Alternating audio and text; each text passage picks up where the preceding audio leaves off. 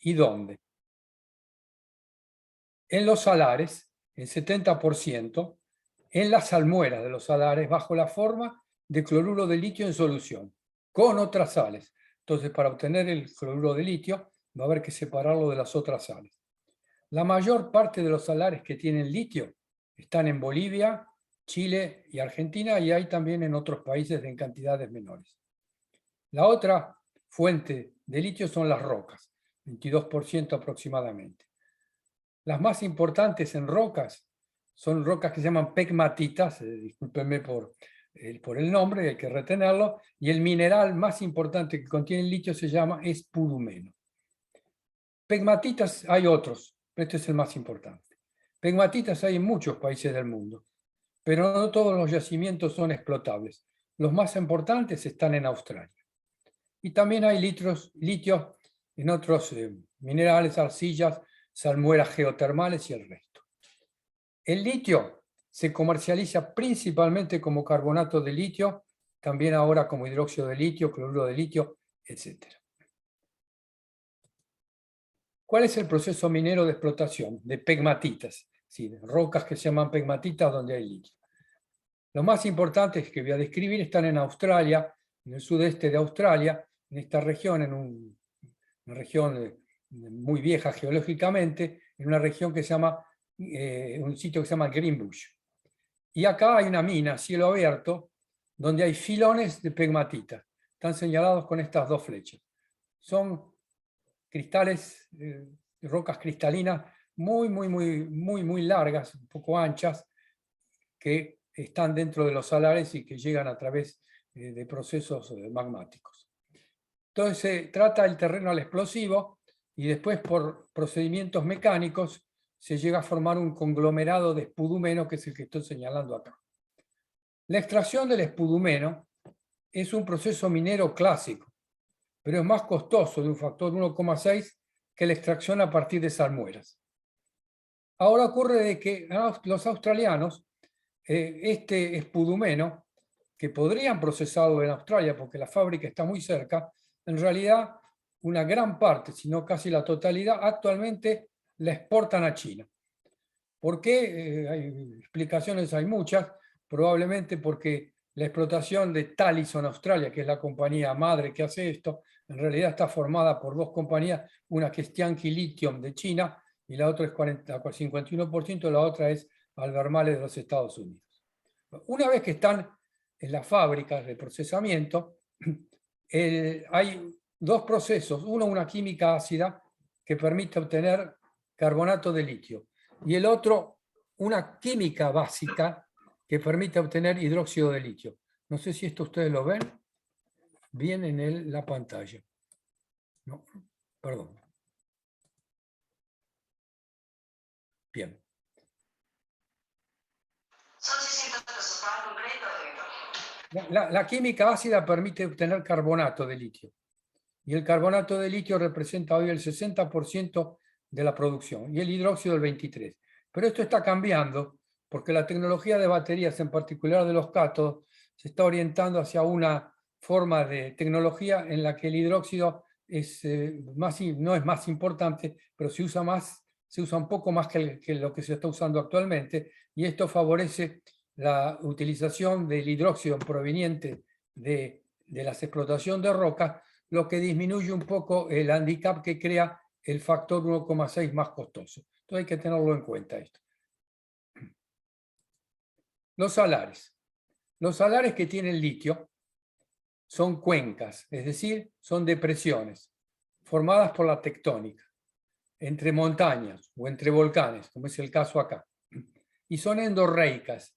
¿Qué quiere decir endorreicas? Que las sales llegan al salar, a través de varios mecanismos. Y esos sales que llegan se quedan en el salar, no salen, porque la cuenca es endorreica porque no tiene salida al mar a través de ríos o arroyos. Entonces todo lo que entra sale. Y lo que entra por lavado de las rocas próximas y transporte, que es el mecanismo más importante que permite llevar las sales al salar. Además está en altura, 4.000 metros. Hay viento, hay sol.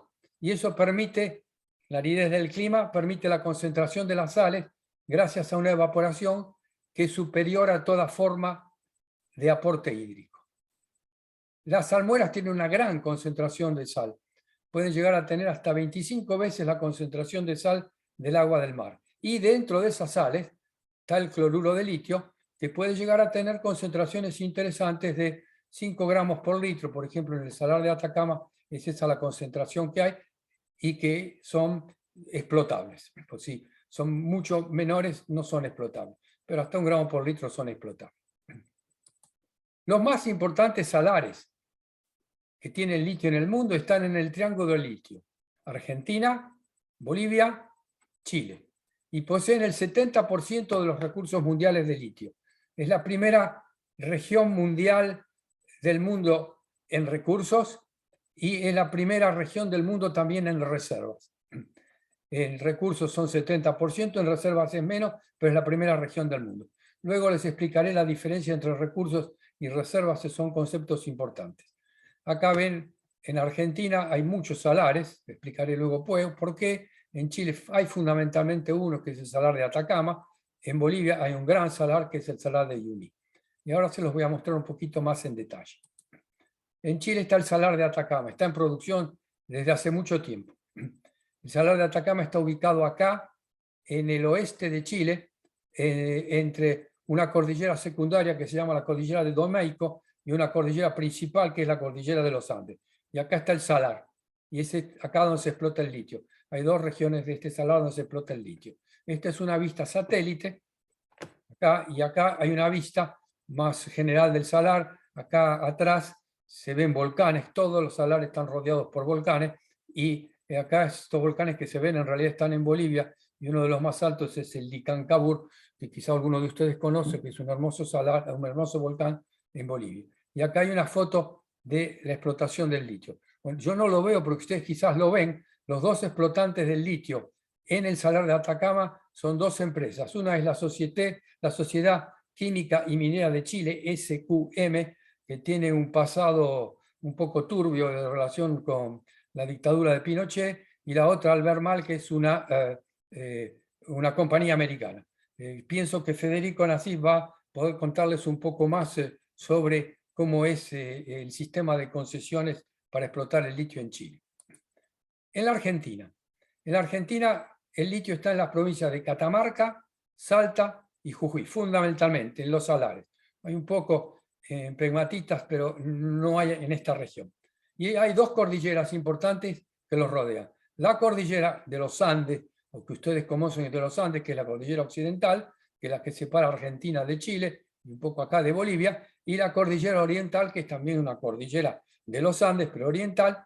Pero en la Argentina además hay cadenas intramontañosas, intracordilleras, que corren de oeste a este y que separan diferentes cuencas, muchas más cuencas que las que hay en Chile. Ustedes ven la cantidad de cuencas enormes que hay, y en estas cuencas la mayor parte son salares en los que se puede explotar el litio, y por eso hoy la Argentina tiene la posibilidad de poner en explotación una cantidad enorme de litio. Discurso, cosa que luego Federico va a discutir más en detalle.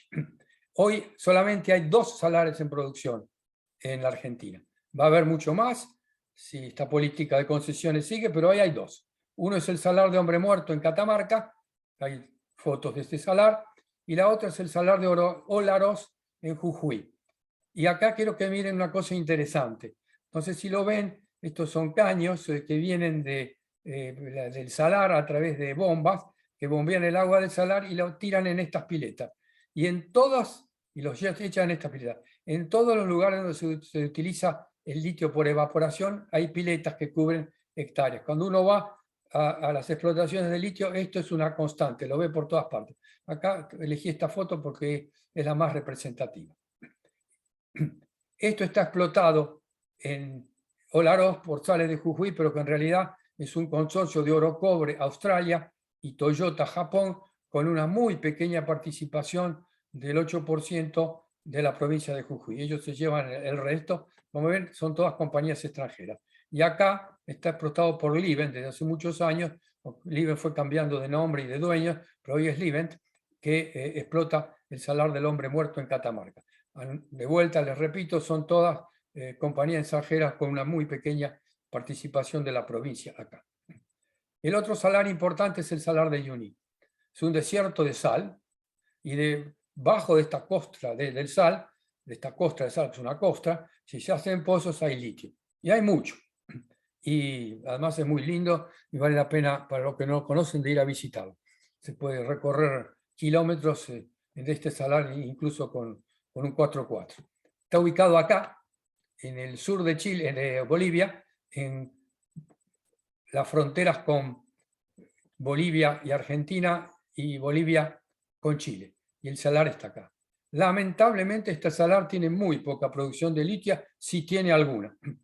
Y la principal razón es política, porque el gobierno boliviano practica una política de defensa muy estricta de los recursos mineros para dejar atrás la época del extractivismo del estaño, y esto determina que hoy no hay compañías que exploten el litio, en todo caso en gran escala industrial.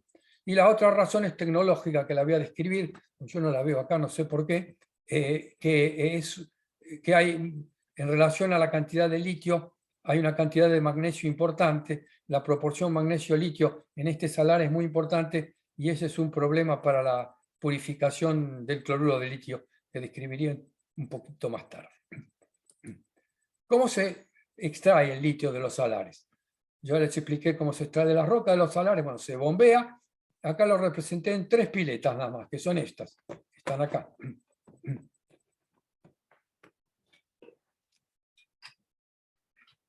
Bien. Entonces, en esta pileta, que es la primera, se bombea la salmuera y se evapora por el sol, por el viento. Es un proceso largo.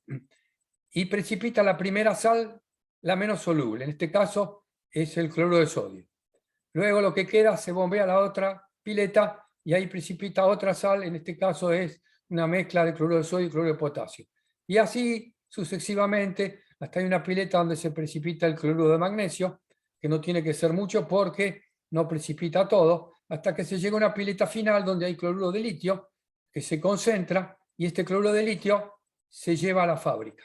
Y es en la fábrica, que están más o menos cercanas, porque estas explotaciones están a 4.000 metros, las fábricas están cerca de las ciudades, mucho más bajas, 1.000 metros o algo parecido, y ahí se procede a la purificación del carbonato de litio. Es interesante saber que para los salares el proceso es: purifico el cloruro de litio, obtengo carbonato de litio y a partir del carbonato de litio obtengo hidróxido. No son procesos paralelos como en el caso de la explotación de roca. Lo que hace el hidróxido de litio producido a través de la producción de evaporación solar y salares, más caro que el hidróxido de litio producido por roca. Pero se produce hidróxido de litio. Lamentablemente, las baterías necesitan, no lamentablemente, las baterías necesitan purezas de 99,5%, al menos es lo que exigen los fabricantes de baterías.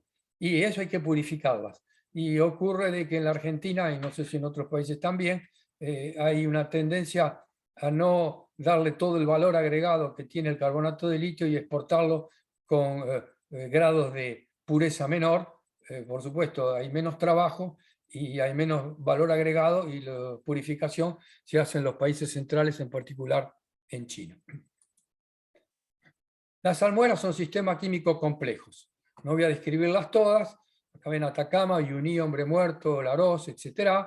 Hay muchos componentes. Un químico que trabaja en esto tiene la obligación de conocer esto muy bien, como la palma de su mano, y tiene que fijarse en todos los componentes, en particular el litio, y también en la proporción de litio-magnesio, que como ven en Atacama es 6,5, pero que en Uyuni llega a los 20. Bueno, en Hombre Muerto es muy bien, menos de 2, en Ococharí está en el orden de 2 y así sucesivamente. Entonces, esto es uno de los problemas que tiene Uyuni tecnológico, que se pueden resolver, pero todavía no están resueltos. El proceso clásico por evaporación presenta varios problemas, es muy lento, puede llegar a ser de 2 años, promedio 1 año, y depende del clima local. Y hay una enorme cantidad de residuos, por 100 relativo al litio producido. Y hay un enorme consumo de agua. 2 millones de litros por tonelada, es enorme. Es agua del salar. Ok, es agua del salar. Pero esa agua del salar tiene dos problemas si desaparece por evaporación. Uno, hay un impacto directo sobre la fauna y la flora. En estos salares, tanto en Atacama como en los salares argentinos, hay fauna y flora, que la explotación continua ha provocado problemas con esa fauna y flora. Hay que tener en cuenta esto. Y segundo problema, que es muy importante, es que este salar, aunque es agua salada no potable, está conectado a través de las napas con napas de agua potable, que son napas que necesitan las poblaciones para vivir. Entonces, eso necesita estudios. Y hay pocos estudios, empieza a haber hidrogeológicos, pero no hay todavía suficiente de saber cuál es el impacto de las explotación del salar en las napas, porque puede haber una transmisión de agua potable al salar, porque el salar pierde una parte de su agua. Y como ustedes ven, esto son reacciones de las comunidades a esta situación que tanto los gobiernos provinciales como las empresas tienen que tener en cuenta. Y las empresas ya se han dado cuenta de que hay que empezar a tomar en cuenta la posición de los pobladores. Y además hay un consumo de agua potable, que no sé hasta cuánto está cuantificado correctamente desde el punto de vista de lo que cuesta, porque se trata el litio en las fábricas para obtener el carbonato de litio. Este es un problema que yo ignoro si está comprendido cuando las provincias le dan las concesiones a los explotantes. Hay formas de evitar el consumo de agua y los residuos. Hay métodos alternativos, hay muchos. Hay una decena, no los voy a describir todo. Tomo uno, porque habíamos invitado a Eramet, que lamentablemente no está, como dijo el presidente. Es un método interesante, a mi juicio importante, absorción selectiva, nanofiltración, fue desarrollado en Francia, se probó en piloto en el Salar Centenario Ratones, y ahora Eramet está construyendo la planta de explotación industrial, donde va a poner a punto este proceso. Lamentablemente no hay datos precisos sobre el consumo de agua y residuos que sería interesante tener. Y hay métodos de laboratorio, hay muchos, cito dos, hay otros, pero cito dos, gente que conozco que trabaja muy bien. Uno es en electrodiálisis en el Instituto del Litio en Jujuy, tienen buenos resultados de laboratorio, y el otro que ha dado origen a patentes y publicaciones bastantes, está en el INCIMAI, que está en la Facultad de Ciencias Exactas en Buenos Aires, que ha dado buenos resultados en laboratorios realmente buenos, y que hay ensayos de escalado industrial que por ahora no son completamente, que no prueban exactamente que se va a poder llegar a una explotación industrial. Pero dicho esto, son trabajos importantes de equipos de investigación universitarios que buscan hacer cosas aplicadas y que merecen ciertamente el apoyo. Recursos y reservas. Les dije que iba a hablar de esto. Recursos en toneladas de litio son estimados. No se sabe exactamente cuánto hay, pero existen, pero no se tiene en cuenta si se van a explotar o no. Simplemente se determina cuánto litio hay. Y hay mucho. Hay 19 millones en Chile, hay 22 en Bolivia, hay 19 en Argentina, estos se llevan el 70%, hay el 70% entre Bolivia, Chile y Argentina, luego también en salares, luego hay en roca, en Australia, en China hay en salares y en roca, en Estados Unidos también, etc. El total, que acá ustedes no lo ven, pero yo no sé si lo veo, el total, perdón, el total de estos son 82 millones de toneladas de litio como recursos. Hay otras cifras, 100.000, 82 millones, 100 millones, pero 82 millones es una cifra media a retener. Entonces, esta es la cantidad de litio en recursos. Reservas es diferente, están probadas, y es lo que potencialmente es explotable. No digo que sean explotables, pero se pueden explotar. Tienen en cuenta de la tecnología, tienen en cuenta de la cantidad de litio que hay, también tienen en cuenta de las condiciones políticas, del precio del litio en el mercado, etc. En Chile hay 8.600.000 toneladas, y en Bolivia, como ven, no hay nada, porque hoy hay muy poca explotación, entonces considera que no tiene reserva, o muy poca posibilidad de explotación en el plazo mediano, digamos. Australia tiene 2 millones y Argentina tiene muy poco, comparativamente, porque actualmente la Argentina está aumentando el número de sitios donde se está explotando y esto, como expliqué, va a aumentar, como lo voy a explicar, va a aumentar de una manera considerable. Sigue China, los Estados Unidos no comunican, y en total en reservas hay 17 millones de toneladas de litio probadas, según este servicio, que es el Servicio Geológico de Estados Unidos. Entonces, entre 17 y 20 millones son las reservas de litio potencialmente explotables. La producción de litio por país en el 2021 está en azul. Y, oh sorpresa, ni es Chile, ni es China, ni es Argentina los que más producen hoy en el mundo. En 2021, y de lejos, el que más produce litio en el mundo, 55.000 toneladas, es Australia. Y vean que acá hablo de 1.000 y no hablo de millones. Esta es la cantidad de litio que producen por las inversiones que realizaron para producir. Sigue Chile con 26 millones, sigue China con 26.000, perdón, China con 14.000, Argentina con 6.200, que parece poco, pero la capacidad productiva actual podría multiplicarse por 10 si la política de concesiones concretiza todas las explotaciones que en principio están planificadas. La producción total mundial de litio en el 2020 ha sido superior a 100.000 toneladas y la gran cantidad de litio se utiliza en baterías. Es el 72%. Y es posible de que en los 5 años que vienen el 80% del litio se va a utilizar en baterías. Hay otras aplicaciones que no voy a mencionar porque estas son las más importantes. Y la otra cosa importante es que no habrá penuria de litio. Hay publicaciones periodísticas que dicen no habrá litio para todos los vehículos eléctricos que que va a haber en el año 2050 o en el año 2060, que se calcula que va a haber 1,5 billones. Hay litio para eso.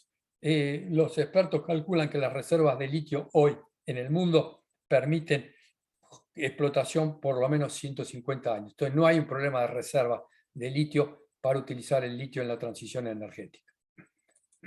Y con esto termino esta primera parte y voy a pasar a las baterías. Hay dos propiedades muy importantes para la utilización en baterías. Una, el litio tiene el más alto potencial de oxidación y esto tiene una relación directa con la capacidad a producir energía. ¿Qué quiere decir un alto potencial de oxidación? Voy a ser un poquito técnico. Cede un electrón fácilmente en presencia de un aceptor. El litio se transforma en un ion litio, cede un electrón. Elemento neutro, ion positivo, cede un electrón. Y esto se puede cuantificar a través de potenciales que son relativos, porque se miden en relación a un electrodo que se fija a 0, que es el hidrógeno, y hay un potencial muy alto a 3,04 volts para esta reacción, que se escribe en la dirección oxidado reducido, por eso es menos 3,4 volts. Todos los otros pares de elementos tienen valores más bajos. Combinándolos se pueden obtener baterías o pilas con tensiones importantes. Y el otro elemento importantísimo es el elemento más liviano. ¿Ven? Es el tercero de la tabla periódica.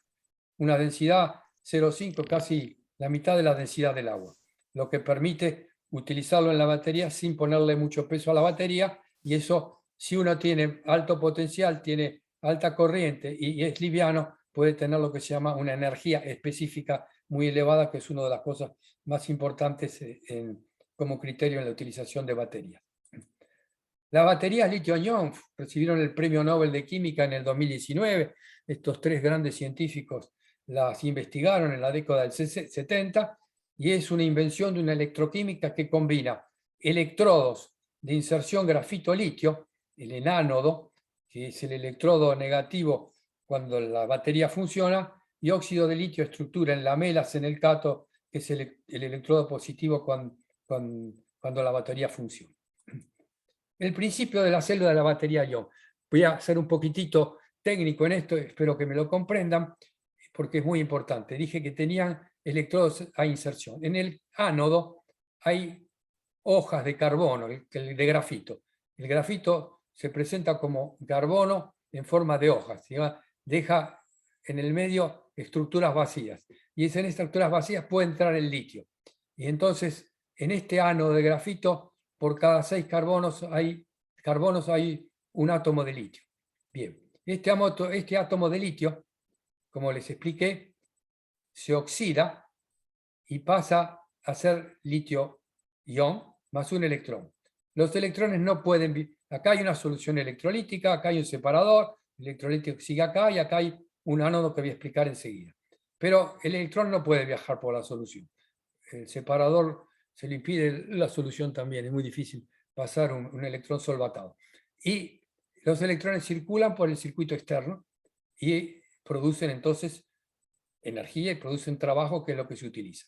Y vienen acá, al cátodo, y en el cátodo se produce una reacción entre los iones litio, que sí pueden pasar de un electrodo al otro, viajan, que entran al cátodo, que está formado por óxidos en los que hay oxígeno, un metal que puede ser cobalto, níquel, manganeso, hierro o una mezcla de estos, y por ejemplo, acá es el ejemplo del óxido de cobalto en la batería tradicional, la primera que inventó Sony, hoy casi no está en producción, y se combina con el ion litio más el electrón que vino del ánodo y dan este compuesto.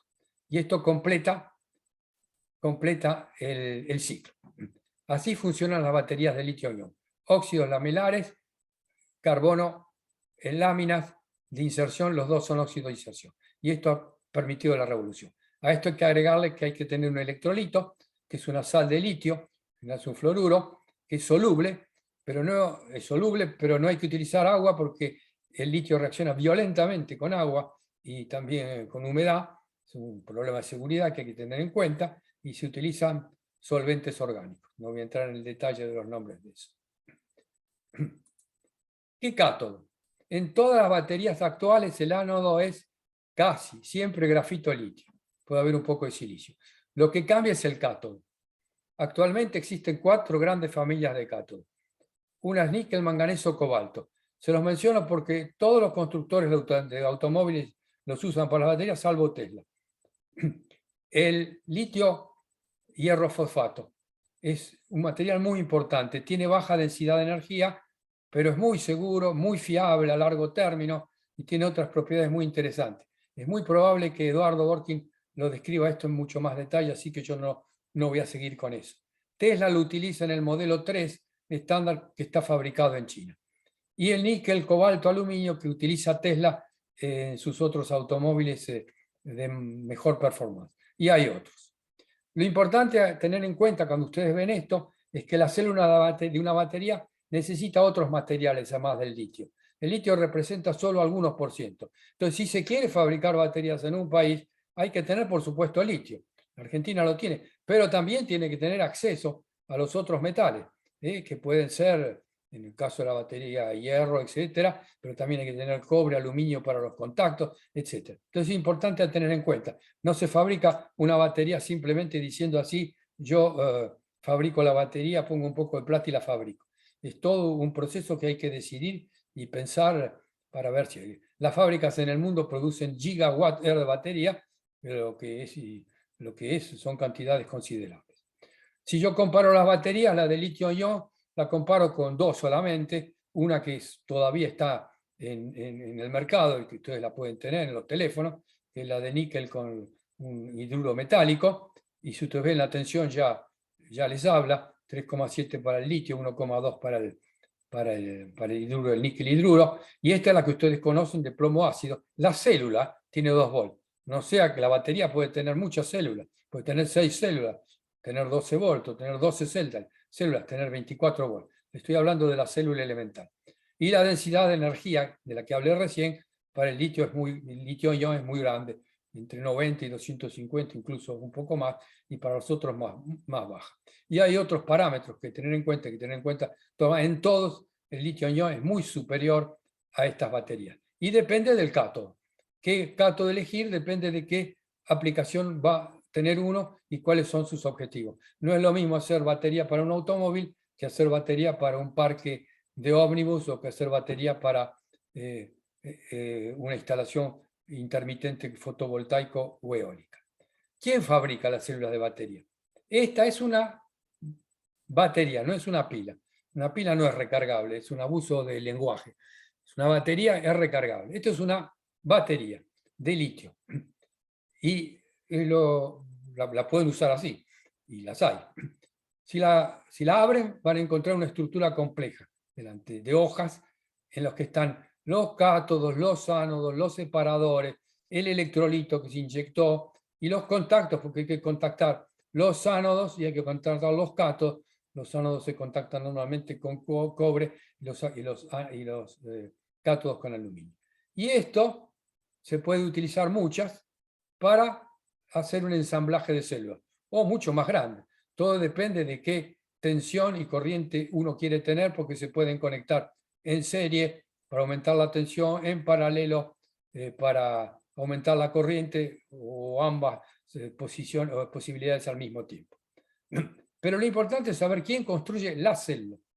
Y resulta que en las células hay muy pocos constructores de baterías que producen los componentes. Hay muchos que ensamblan. En todos los países se ensamblan. Incluso creo que en la Argentina también se ensamblan. Pero las células se compran. ¿A quién? Y se compran a que las venden. Y los que los venden son los chinos, 70%. Ahora, porque esto es un poco ya viejo.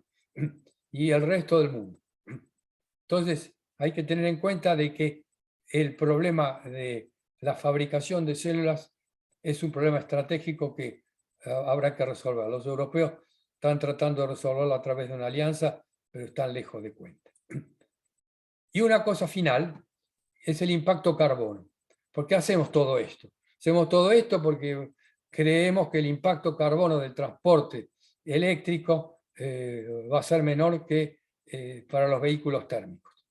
Y se puede calcular, hay debate, pero se puede calcular, acá están las cifras, no voy a entrar en detalle, pero aunque la mayoría de los aspectos, aunque hay debate, perdón, la mayoría de los aspectos considera que comparado a los vehículos térmicos, el impacto carbono de los vehículos eléctricos es entre 22 y 82% inferior. Entonces, esto justifica, digamos, todo el trabajo que hay sobre la movilidad eléctrica y las baterías.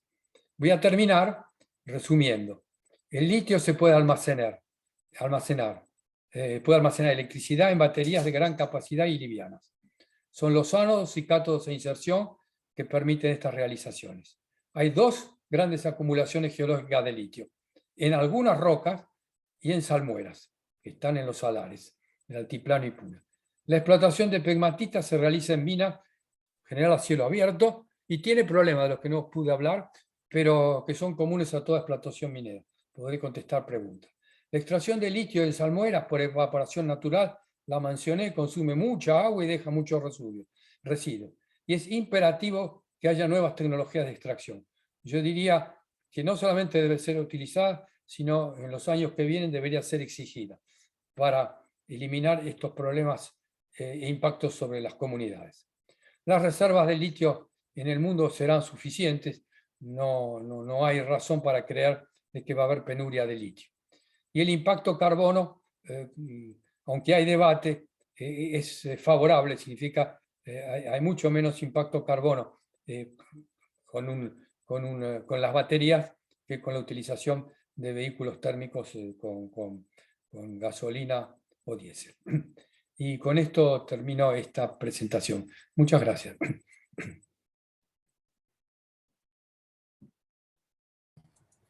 Entonces, pasamos directamente al orador siguiente, Eduardo Dworkin, quien va a hablar, digamos, si hay una continuidad natural aquí, va a hablar sobre la industrialización del litio y comparar tecnología autónoma y localización nacional de las cadenas productivas. Eduardo, si puedes. Bueno, primero, muchas gracias por la invitación. Muchas gracias a Guillermo Bonchin por una introducción realmente muy buena para poner en foco sobre el problema del litio, el problema tecnológico. Si ustedes me permiten, voy a compartir la pantalla.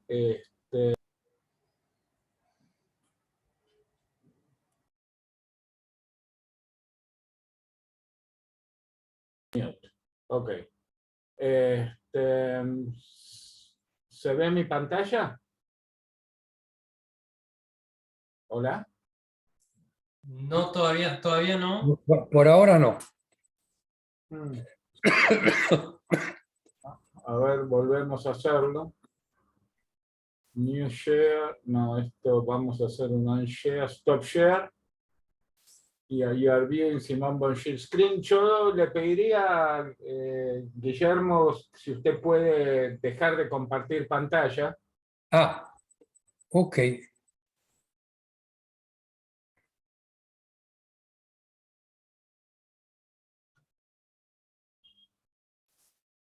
Lo paré. Ahora voy a compartir la mía. Industrialización del litio, share. Ahora sí. Perfecto. Bueno, pues nuevamente, gracias por la invitación y vamos entonces a empezar con el tema de la industrialización en la transición energética. Permítanme empezar con una frase que me pareció muy pertinente de Manuel Belgrano, que la dijo en 1802, y que realmente recoge el problema del país desde 1802, desde antes hasta hoy. Y él lo que dice Belgrano es que los pueblos cultos, como dice él, manufacturan los recursos naturales en lugar de exportar los recursos naturales sin manufacturar. La frase entera no la voy a leer, está en la grabación, pero él lo hace discutiendo por la industria del cuero, en donde los que exportaban cueros le reclaman que Argentina no tenía que industrializar el cuero haciendo zapatos o lo que fuese, sino que exportar cuero crudo. Bueno, esa discusión la venimos manteniendo en la Argentina desde siempre. Vamos a tratar de entender también por qué nosotros hablamos de la transición energética y el lugar de Argentina. Fíjense, esto es en el eje horizontal, en abscisas tenemos los años, y en el eje vertical tenemos las emisiones de gases de efecto invernadero. Esta, se ve mi puntero, esta es el mundo, y acá abajo, chiquitita, casi no despegándose del cero, están las emisiones de gases de efecto invernadero de Argentina.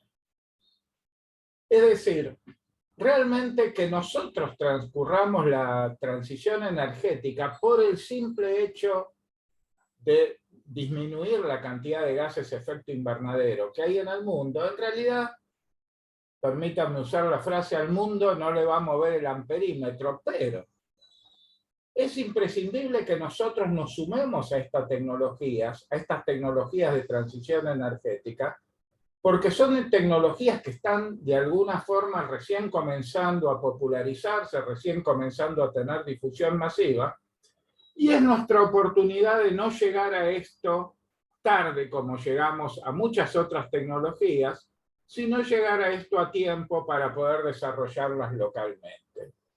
El tema de desarrollarlas localmente es localizar en el país las cadenas de valor. ¿Qué significa localizar en el país las cadenas de valor? Significa que si yo produzco baterías de litio, en el país se produzcan los elementos que yo necesito tener para producir las baterías de litio. Fíjense, este es un gráfico que publicó hace un tiempo Martina Vélez, que es el director de la CEPAL en Buenos Aires, y acá está graficando para diferentes industrias los encadenamientos hacia atrás, es decir, cuántos pasos hacia atrás estoy encadenando en la Argentina, y acá tenemos el coeficiente de importación. Acá, en un lugar muy bueno, que es con coeficientes de encadenamiento hacia atrás de mayores que 2,5 y un bajo coeficiente de importación, tenemos todos productos de baja tecnología. Acá, en un lugar muy malo, con altos coeficientes de importación y muy bajo encadenamiento hacia atrás, tenemos los sistemas de tecnología media y alta. Fíjense que el complejo automotor, que está con puntitos, está acá. El complejo automotor es probablemente uno de los peores en este sentido, es un complejo con muy pocos encadenamientos hacia atrás. Acá está el complejo automotor y mucho coeficiente de importación. Es decir, básicamente es una industria que arma en el país, y si bien hay cosas que se producen en el país, es bajo, es decir, bajo encadenamiento hacia atrás, alto coeficiente de importación. Nosotros estamos a tiempo para que las industrias que devienen de la transición energética se coloquen en esta zona más que en esta, como el complejo automotor. En uno de estos gráficos que llaman FODA, vamos a ver en la transición energética cuáles son nuestras fortalezas. Miren, las fortalezas que tenemos son las pymes. Yo hace un mes tuve oportunidad, porque me invitaron, yo ni sabía de su existencia, a visitar una pyme que está en Lomas del Mirador.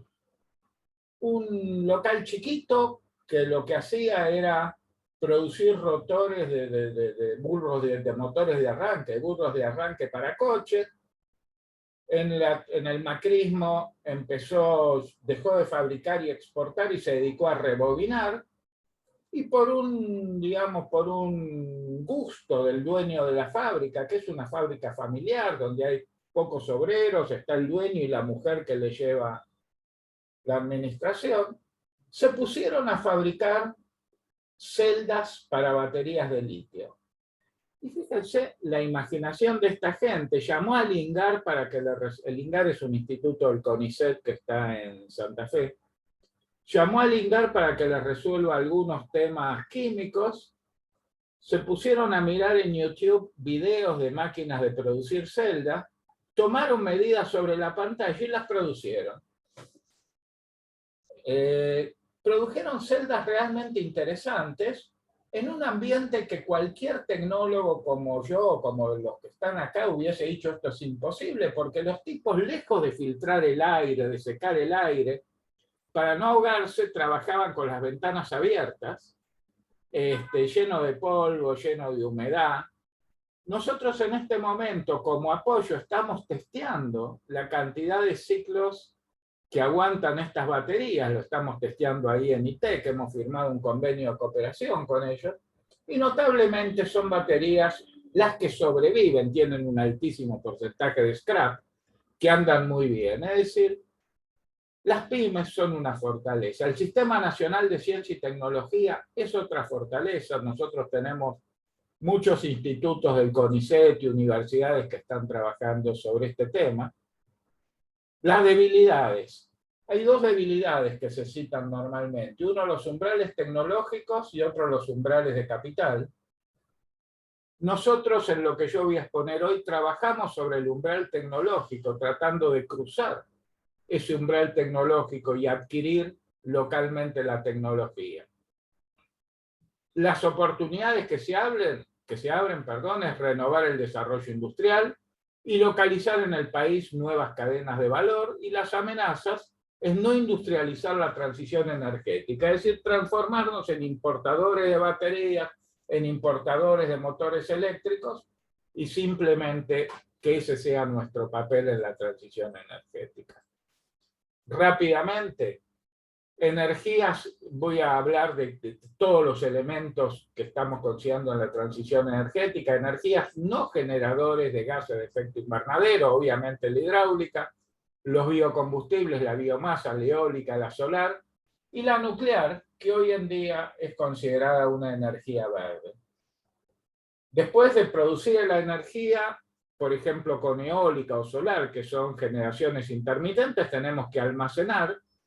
Tenemos las baterías de ion litio, sobre las que yo voy a hablar hoy, y el hidrógeno, tanto en el hidrógeno verde, que es hidrógeno generado sin producción de dióxido de carbono, y el hidrógeno azul, que es un hidrógeno que para producirlo genero dióxido de carbono, pero lo secuestro, es decir, lo capturo y lo secuestro, ese dióxido de carbono.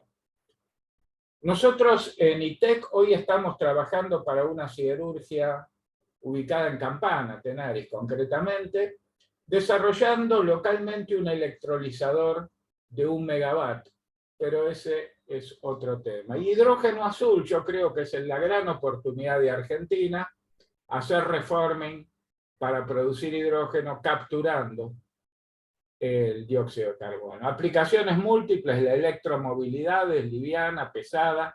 Fíjense que el gas, que produce bastante menos dióxido de carbono que los combustibles líquidos, yo soy una alternativa transitoria para atravesar la transición energética, y después, bueno, usos industriales del hidrógeno.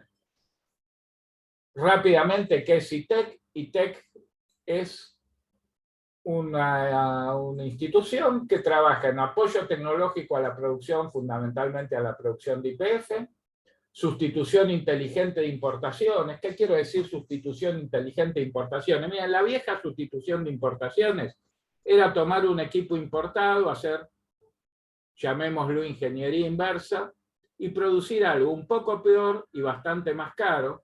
Nosotros queremos trabajar sobre esto y con el input del Sistema Nacional de Ciencia y Tecnología, producir equipos que reemplacen a los importados a un costo razonable. Sobre todo un costo en pesos, no un costo en moneda dura, que es lo que hoy nuestro país no tiene. Y esto lo vamos a llamar innovación tecnológica. Yo he debatido mucho en el tema de que la sustitución de importaciones es innovar.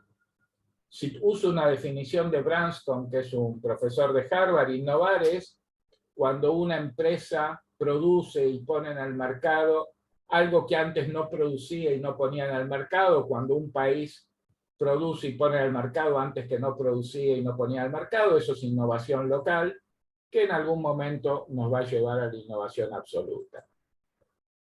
ITEC es una sociedad anónima, el 51% de sus acciones es propiedad de YPF y el 49% es propiedad del CONICET.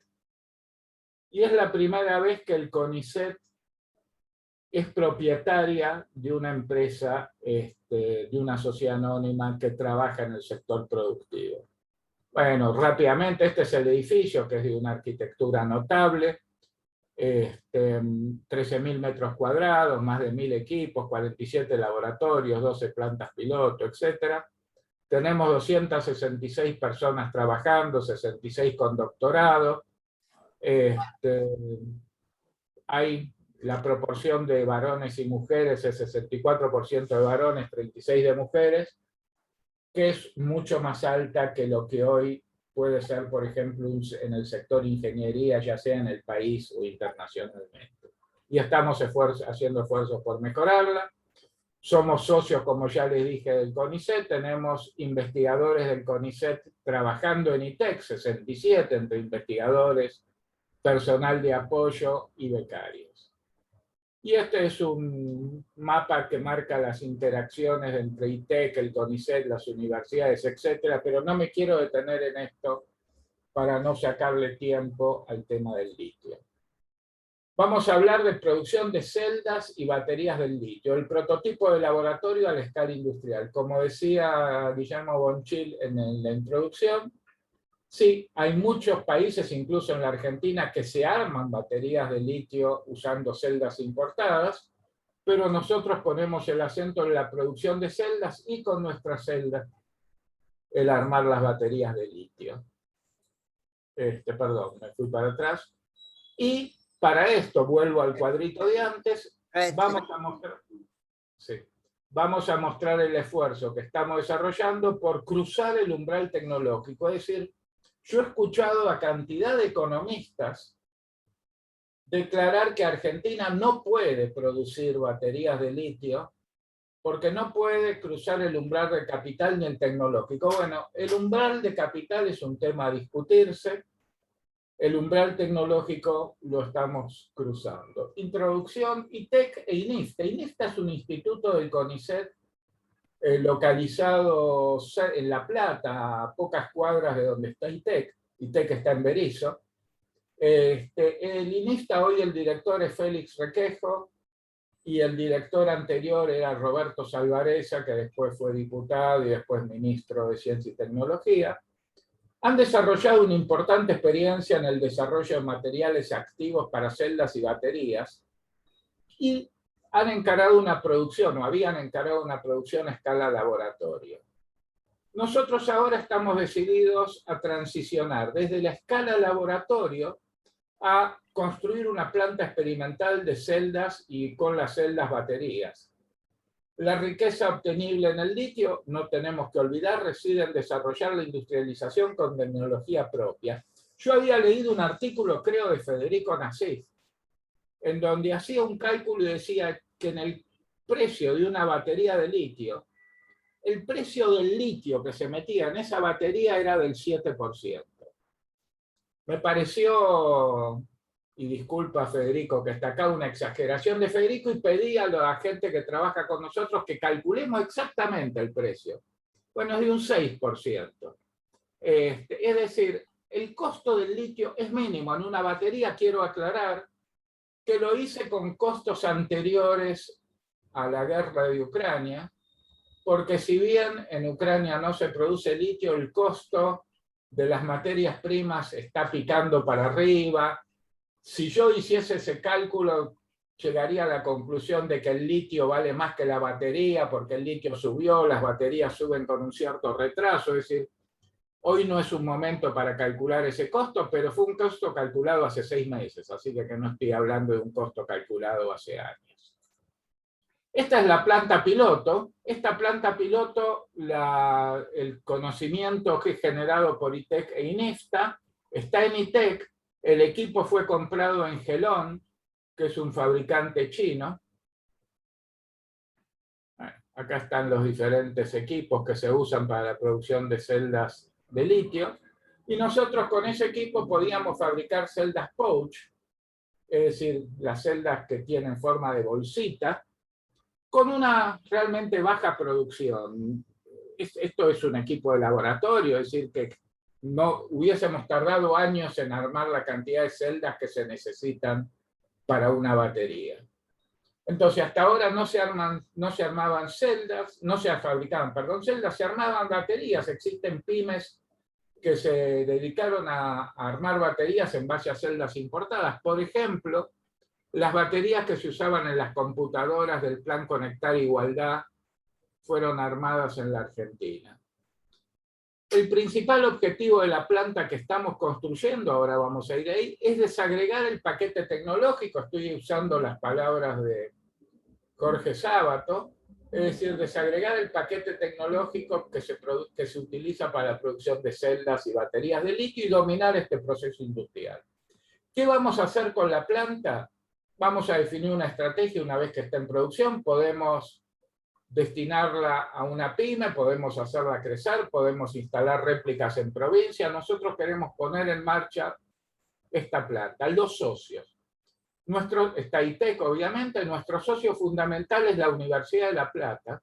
La Universidad de La Plata es algo muy interesante lo que está haciendo, porque ha definido que el objetivo de una universidad es educación, investigación, extensión y producción.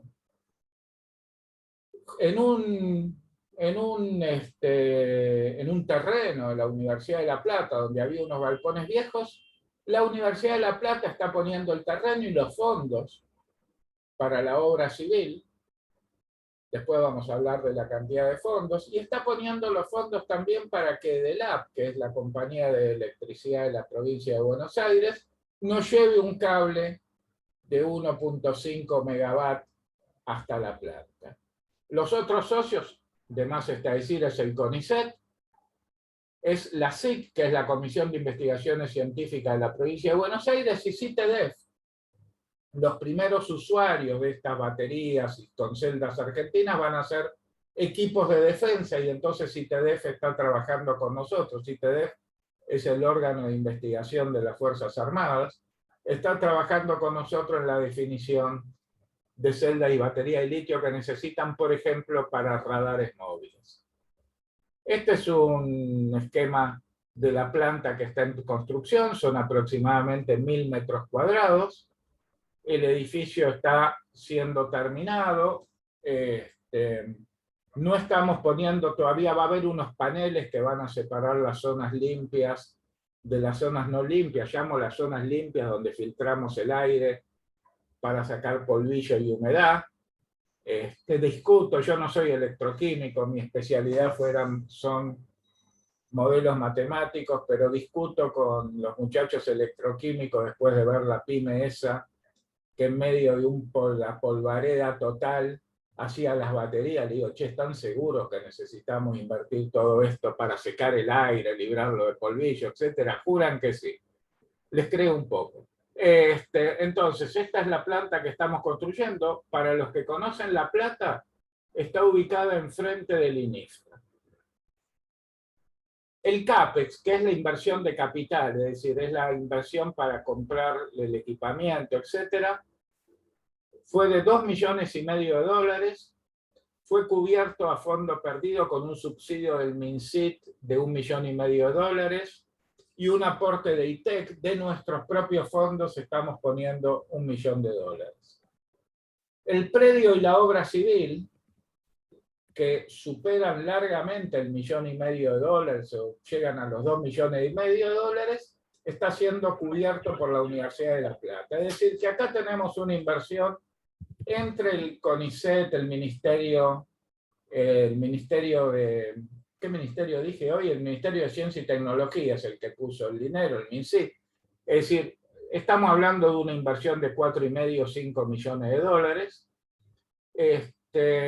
El costo operativo, que es lo que se llama el OPEX, va a ser cubierto por los usuarios, ya sea el Ministerio de Defensa, la provincia de Buenos Aires, vía el pago anticipado de las baterías. Y estamos negociando con una pyme para el armado de las baterías en base a las celdas. Hemos hecho cálculos del costo de las baterías. Nosotros pensamos que el costo de las baterías que salgan de nuestra planta va a ser equivalente al costo de una batería, por ejemplo, Huawei, puesto en la Argentina, con todos los derechos de importación. Y el costo va a mejorar en la medida que nosotros podamos mejorar la producción de algunos de los insumos. Capacidad de la planta. La planta, trabajando en un turno, va a producir 300 celdas por día. Medido en la unidad que se usa para medir la energía que pueden almacenar las baterías, vamos a poder producir 5 megawatt-hora por año en 2 turnos. Bueno, acá no hay regla de 3 simple porque entre turno y turno hay que realizar algunas tareas. 540 celdas por día, 9 megawatt-hora y en 3 turnos 780. Para dar una idea de lo que significan 5, 9 o 13 megawatt-hora por año, un colectivo urbano lleva baterías por 0,3 megawatt-hora. Es decir, que cuando hablamos de 5 megawatt-hora por año, estamos hablando de más de 16, del equipamiento de más de 16 colectivos urbanos. Cuando hablamos de 3, estamos hablando del equipamiento de más de 40. Y una vivienda de 4 habitaciones consume 13,5 kilowatt-hora por día. Los insumos. Cuando nosotros empezamos esto, el ministro de Ciencia y Tecnología era Roberto Salvarezza, hoy es Daniel Filmus, ambos apoyan decididamente esta obra. Y cuando yo lo charlaba con Roberto, él me decía, bueno, ¿por qué no vamos para atrás ahora mismo en la cadena de producción? Es decir, ¿por qué esperar? Entonces vamos a producir en Troitec lo que se llama el LFP, que Guillermo Bonchil lo mencionó cuando hablaba de los materiales de cátodo, el LFP, litio hierro fosfato. Fíjense que acá el litio, carbonato de litio, lo vamos a traer de Catamarca. Tenemos un acuerdo con el gobierno de Catamarca porque, déjenme decirle también, que obtener en el país carbonato de litio grado batería, a pesar de que somos un gran productor de litio, no es sencillo. Muchos productores de litio nos decían, no, nosotros el litio no lo destinamos a ser utilizado en la Argentina, nosotros lo exportamos. Bueno, con Catamarca, Livent, mediante la presión del gobierno de Catamarca, logramos que nos den el carbonato de litio grado batería que necesitamos, que es poquísimo para una producción de 12 toneladas por año de LFP, van a ser unas 20 toneladas de carbonato de litio grado batería. El hierro, hemos probado usando el hierro de las acerías argentinas, ya sea obtenerlo a partir de la rabia o lo que se llama el pig iron, es decir, el hierro esponja de las acerías eléctricas como la que tiene Tenaris o tiene Asindar, y eso no anduvo bastante bien. Por ahora el hierro lo vamos a importar, lo mismo que el fosfato. Pero estamos construyendo en ITEC la planta de LFP. Lo interesante del caso es que todas las patentes de LFP están vencidas, y lo interesante también del caso es que nuestros químicos desarrollaron un método de síntesis bastante original del LFP que no está tampoco cubierto por las patentes vencidas. El electrolito. La fabricación local del electrolito la estamos encarando conjuntamente con organismos como el... acá está, como el desarrollo de productos como el Sequinor, que es un organismo de CONICET dedicado a la investigación química, y la Comisión de Energía Atómica, porque necesitamos manejar flúor, y no es del todo sencillo manejar flúor. Entonces lo vamos a hacer con la Comisión de Energía Atómica en la planta de Pilcanilleu, que sí pueden utilizar flúor, porque el flúor es usado para la producción de uranio enriquecido, para la producción de uranio, perdón. Y va a tener que trabajar con nosotros CITEDES, porque si nosotros logramos desarrollar el electrolito, no podemos poner en medio de una ciudad una planta que maneje flúor y que produzca el electrolito. Entonces vamos a tratar de hacerlo en Fanazul, que era la vieja planta de fabricación de explosivos en la ciudad de Azul, que durante el gobierno de Macri se desactivó. Esa planta está alejada de la ciudad de Azul, está en un medio en donde si se produce un accidente no afecta a la ciudad, etc. Entonces, en ejecución, vamos a impulsar, y ya estamos invirtiendo y comprando los reactores y los tachos, etcétera, para producir el LFP en la Argentina, en ITEC, dentro del predio de ITEC, y esto nos está llevando a una inversión de aproximadamente $400.000.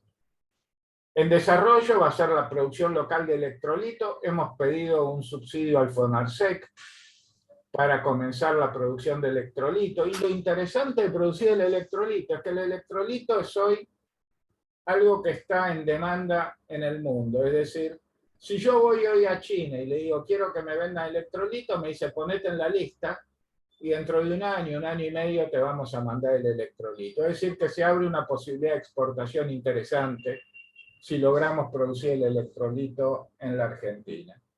Y también estamos encarando a través del coque, que es un producto de desecho de la destilería de YPF, a través del coque estamos encarando la producción local de grafito. Es decir, que nosotros acá tendríamos la producción de las celdas y todo el encadenamiento hacia atrás, es decir, todos los subproductos que intervienen en la fabricación de estas celdas. Desarrollos a corto plazo. Fíjense, para producir las celdas nosotros estamos importando las máquinas de una compañía china que se llama Temax. Si uno mira esas máquinas, para usar una palabra que en inglés los americanos usan mucho, no es, como dicen los americanos, rocket science. Es decir, esas máquinas se pueden desarrollar tranquilamente en el país. Entonces, las próximas plantas que se hagan, ya sea para ampliar la que estamos haciendo en La Plata, o ya sea para hacer una en Catamarca, que está muy interesada en tener una, nosotros los vamos a desarrollar estas máquinas con pymes. Estas pymes también van a intervenir en el mantenimiento, y vamos a producir nuevos materiales activos. Es decir, no es la idea hacer baterías de LFP y después no hacer más que LFP. La idea es que a medida que prosiguen las investigaciones en INISTA y en ITEC sobre nuevos materiales activos, nosotros vayamos mejorando o cambiando el material activo. La primera batería van a salir de La Plata en diciembre de este año y vamos a ver el destino. ¿Qué vamos a hacer con las baterías que producimos? El primer uso al que las vamos a destinar son las instalaciones fijas de energías renovables. Es decir, hay una isla, el primer piloto, hay una isla frente a Río Santiago, que es la isla Paulino. La isla Paulino es una isla sin conexión eléctrica y sin agua potable. Recogen el agua de lluvia para tomar agua o para sus necesidades de agua. Esa isla viven alrededor de 80 familias.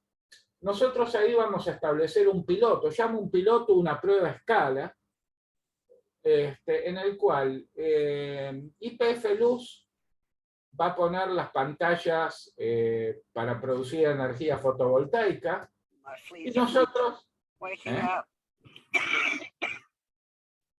YPF Luz va a poner las pantallas para producir energía fotovoltaica y nosotros vamos a poner las baterías como primera prueba.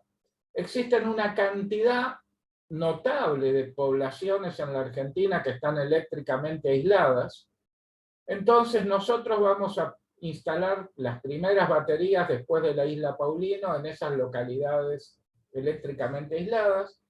Y ya nos han venido a ver productores de motos, por ejemplo, en la Argentina, que quieren utilizar las baterías producidas localmente en su producción de motos. Nuestras baterías van a ser las celdas tipo pouch, no vamos a hacer celdas cilíndricas por ahora.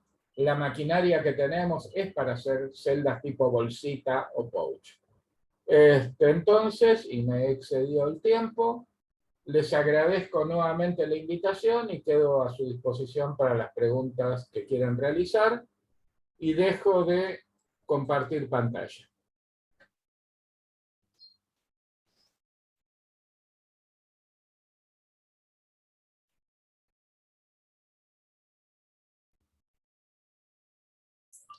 Max, activa el micrófono, por favor.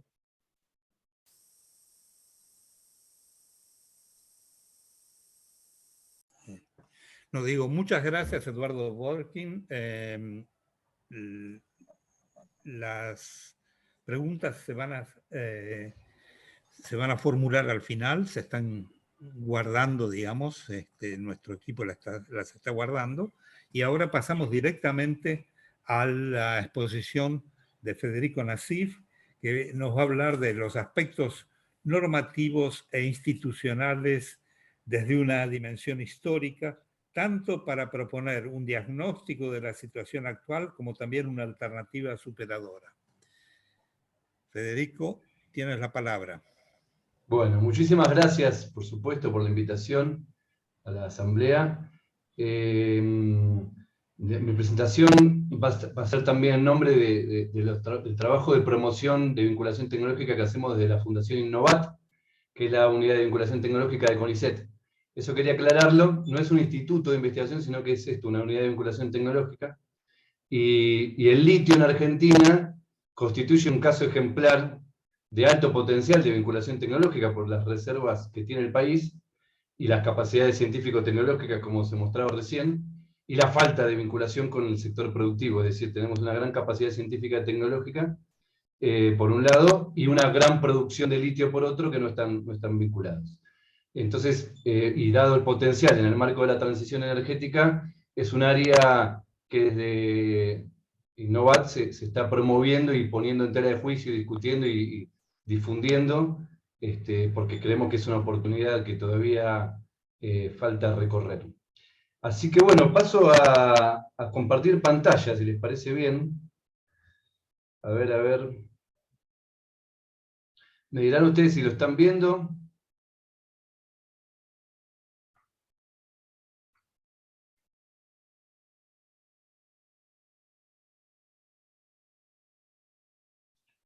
¿Se ve? Sí, se ve. Bien. Vamos por el principio. Bueno. Entonces vamos a hablar ahora del marco legal e institucional, relacionado, por supuesto, al sector primario del litio, ¿no? Dado que es lo que caracteriza a la Argentina en este contexto, y que es lo que seguramente les interese abordar. Es decir, lo que caracteriza a la Argentina a nivel mundial en esto que estamos hablando es ser propietaria de grandes reservas de litio. Entonces vamos a avanzar en esta propuesta de exposición. Vamos a hablar primero del sistema de dominio, vamos a ver qué es eso, el régimen de inversiones no es lo mismo, normalmente se confunde esto cuando uno habla de marco normativo, y después vamos a hacer un diagnóstico de cuál es el resultado de este marco normativo. Para después pasar a hacer un análisis comparado y al final una propuesta como ya se anunció.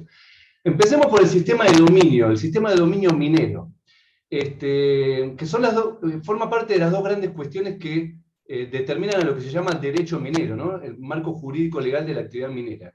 Por un lado tenemos esto, la propiedad o atribución del dominio de los recursos mineros. Esto es, al final de cuentas, ¿cuál es el régimen de propiedad? Muchas veces hablamos de las empresas concesionarias como si fueran propietarias de los recursos, pero en América Latina, herencia de la Revolución de Independencia y digamos, de la etapa colonial, se heredó este sistema regalista que básicamente se identifica a todos los recursos del subsuelo como propiedad de los estados. Ya sea después se puede discutir si es de los estados nacionales, como es en general en América Latina, o de los provinciales, como es el sistema federal en Argentina, pero en definitiva los recursos del subsuelo son recursos públicos, y ese es el sistema de dominio que se eligió, digamos, en la época de la independencia para la construcción de los estados-nación. ¿Qué tenemos en las leyes de fondo en Argentina? Que la Constitución Nacional, reformada en los años 90, en el contexto de las reformas que llamaban reformas mineras, normativas e institucionales, valga la aclaración, reformas impulsadas por el Banco Mundial, con lo que llamó Proyecto de Asistencia Técnica para el sector minero. Bueno, se reformó la Constitución Nacional y en el artículo 124 figura lo siguiente: corresponde a las provincias el dominio originario de los recursos naturales existentes en su territorio.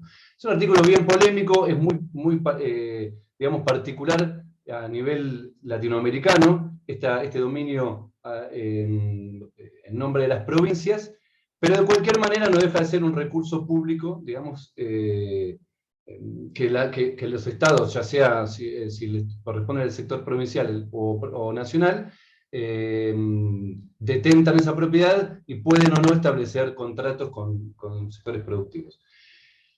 ¿Cómo se accede a este recurso, ya que la propiedad es pública? ¿Cómo se puede acceder? Bueno, a partir del Código de Minería, que lo que establece es un régimen de concesiones.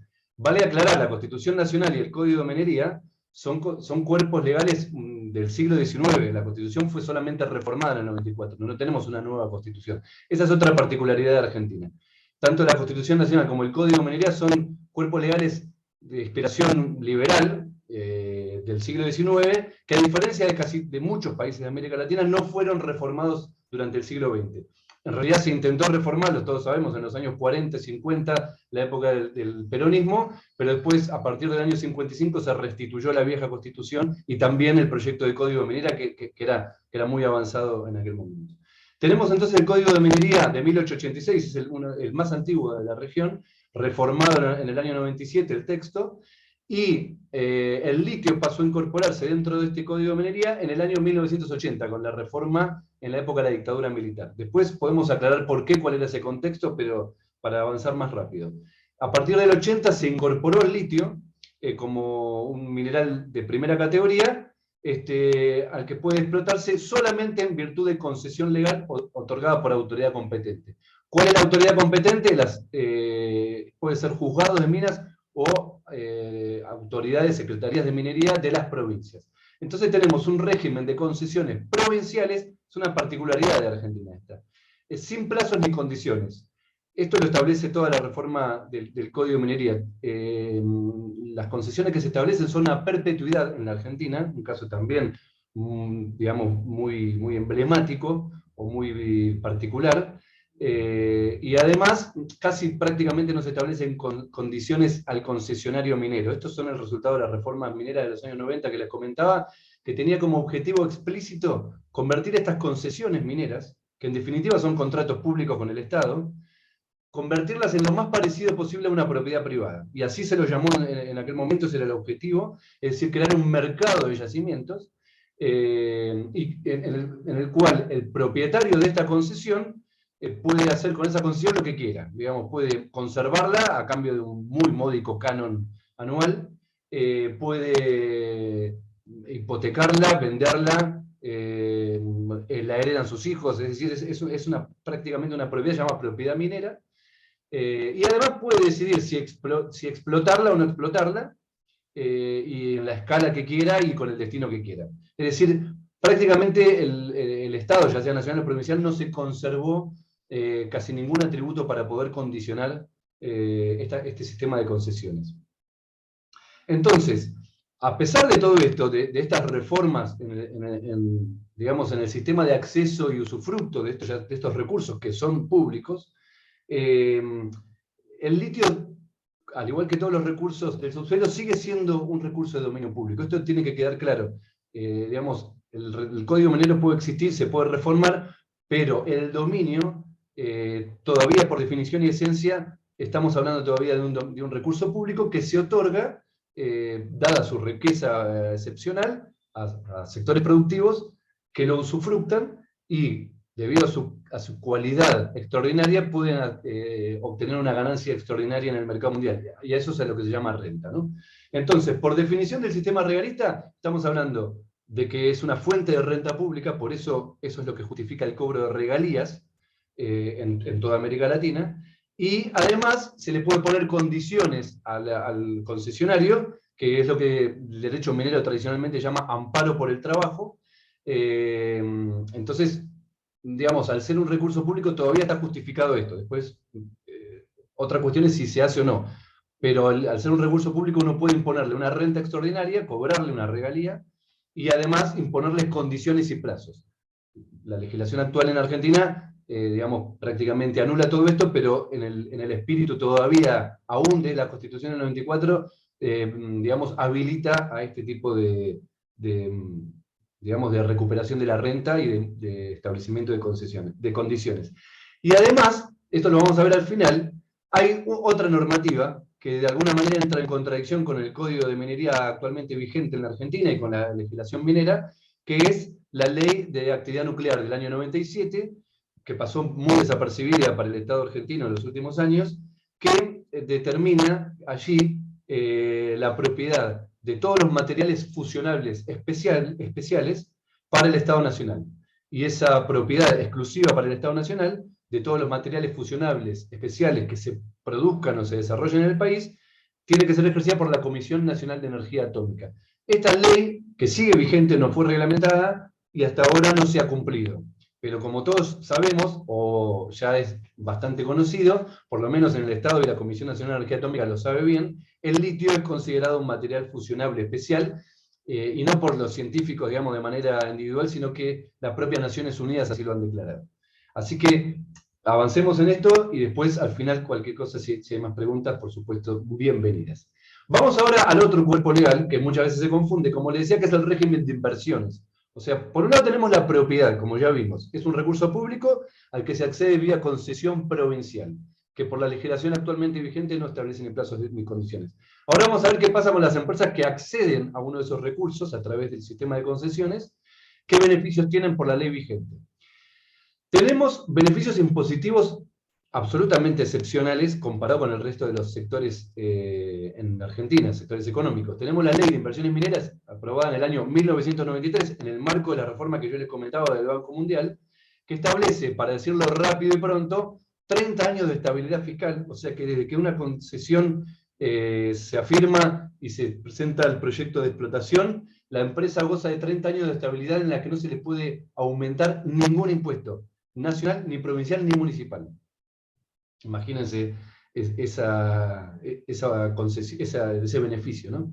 En países como la Argentina con las necesidades que hay. Además tenemos un 0% de tasa para importación de equipos e insumos, Y bueno, hay una amplísima desgravación impositiva, que además esto abarca incluso a empresas exploradoras y empresas proveedoras de servicios. Se fueron anotando todas en este régimen de inversiones, lo que permite todo tipo, por supuesto, de abusos. Pero más allá de eso, tenemos un régimen de inversiones con estas características.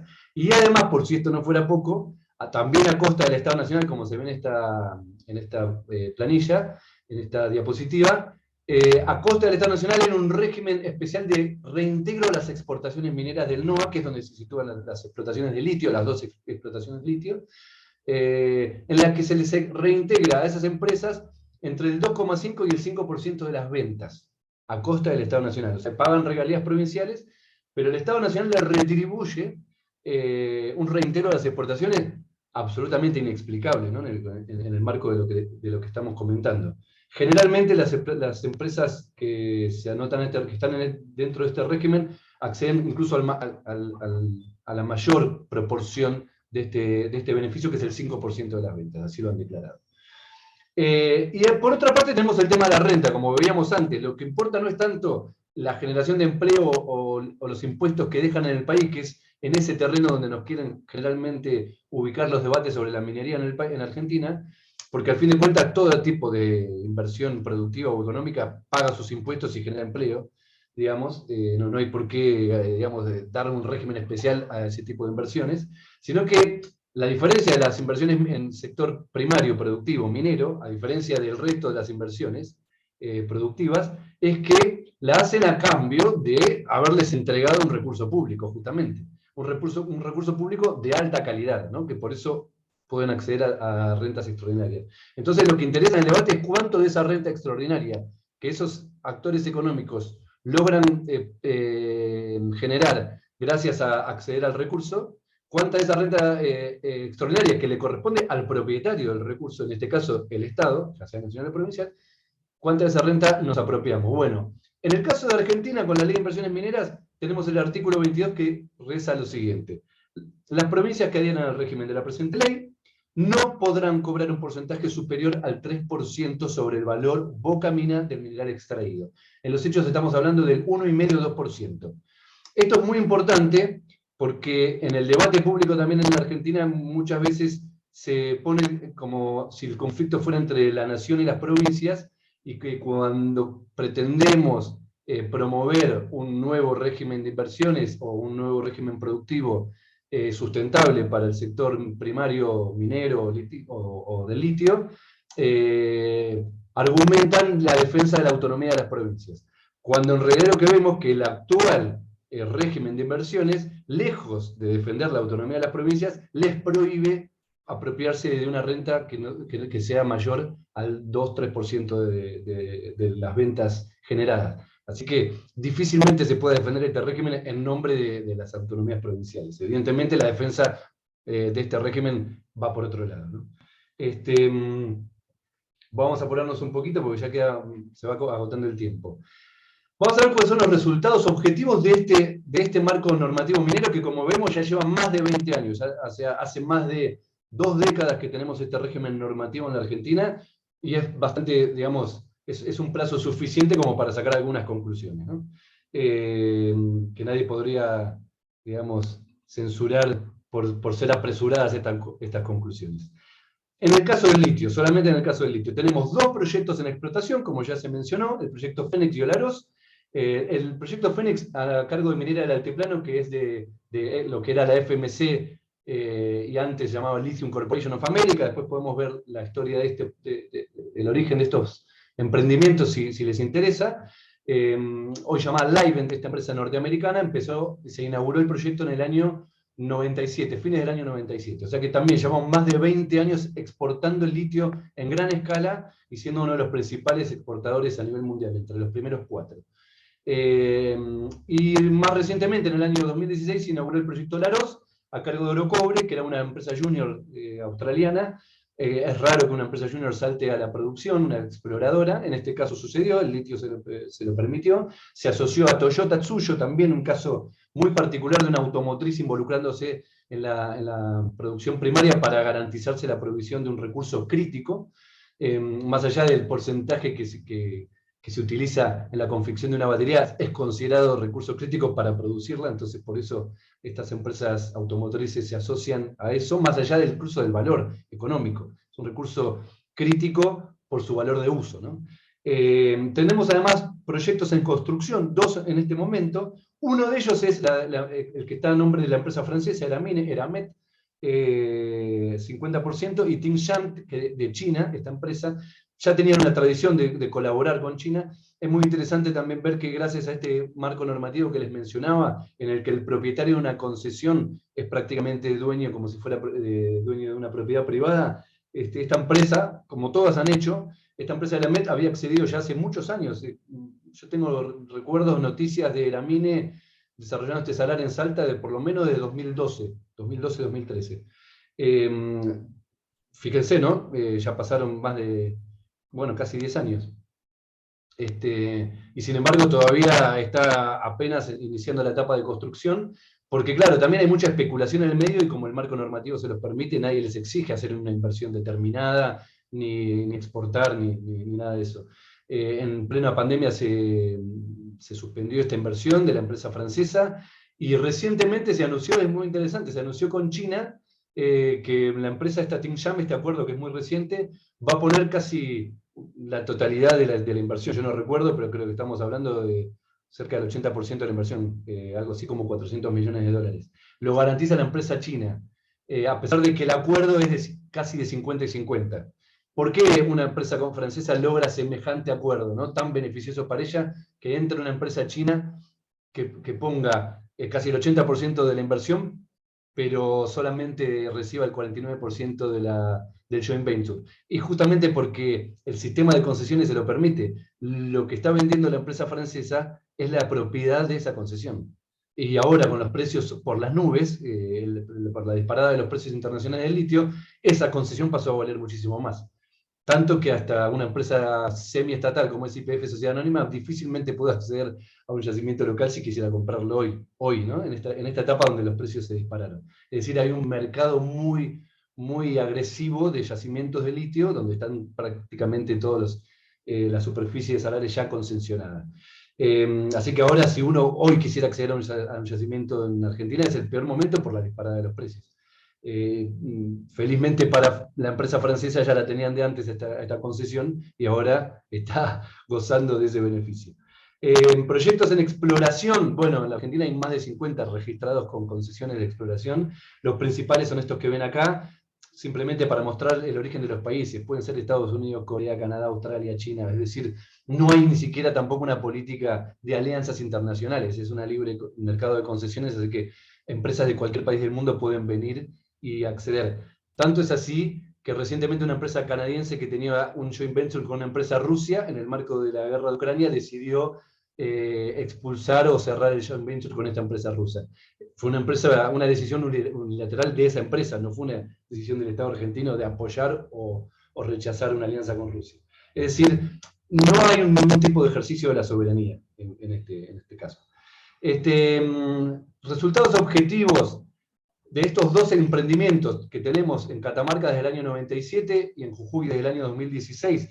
Bueno, ahí tenemos principalmente los datos del esquema. Básicamente tenemos una mínima apropiación de la renta provincial. En el caso de Catamarca son cálculos estimados en base a los balances que presentan las empresas. Estamos hablando de un 2,6% de las ventas, y en el caso de Jujuy aún menor, en la declaración por lo menos que hace la empresa Sale de Jujuy, que es de Orocobre y Toyota.